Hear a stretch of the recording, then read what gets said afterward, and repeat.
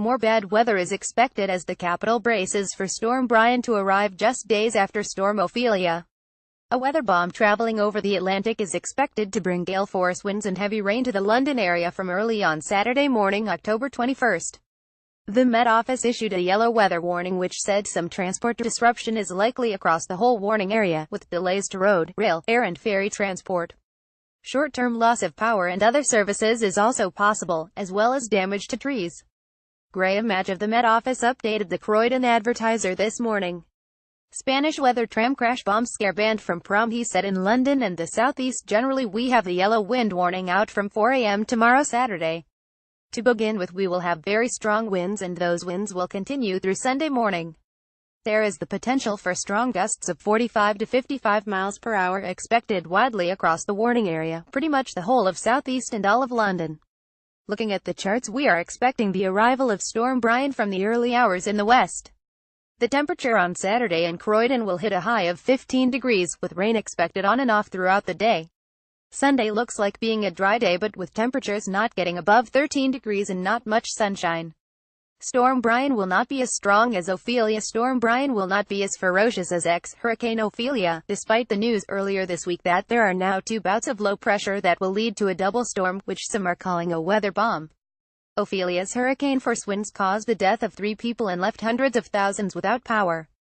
How storms are named according to the Met Office's alphabetical system. Storm Brian was officially christened on Wednesday, October 10th, as the Met Office issued its weather warning.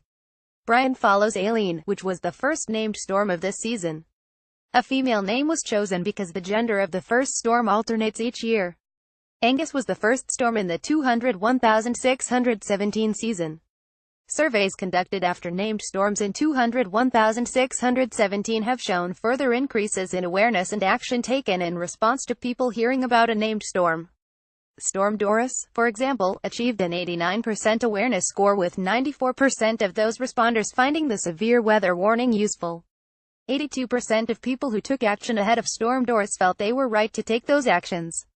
What are the U.S. hurricanes called in 2017? Arlene, Brett, Cindy, Dawn, Emily, Franklin, Gert, Harvey, Irma, Jose, Katia, Lee, Maria, Nate, Ophelia, Philippe, Rena, Sean, Tammy, Vincent, Whitney. In the U.S., since 1953, Atlantic tropical storms had been named from lists originated by the National Hurricane Center. Will UK and US storm names be the same to avoid any confusion over naming? If a storm is the remnants of a tropical storm or hurricane that has moved across the Atlantic, then it will be referred to as ex-hurricane. Next, can I suggest a storm name? The Met Office isn't asking for new names, after receiving around 10,000 last year. Who's up next? This year's named storms are Aileen, Brian, Caroline, Dylan, Eleanor, Finn, Georgina, Hector, Iona, James, Karen, Larry, Meve, Niall, Octavia, Paul, Rebecca, Simon, Talai and Victor. Why are there no storms for Q, U, X, Y and Z? To ensure we are in line with the U.S. National Hurricane Center naming conventions, there are no names which begin with the letters Q, U, X, Y and Z. This maintains consistency for official storm naming in the North Atlantic.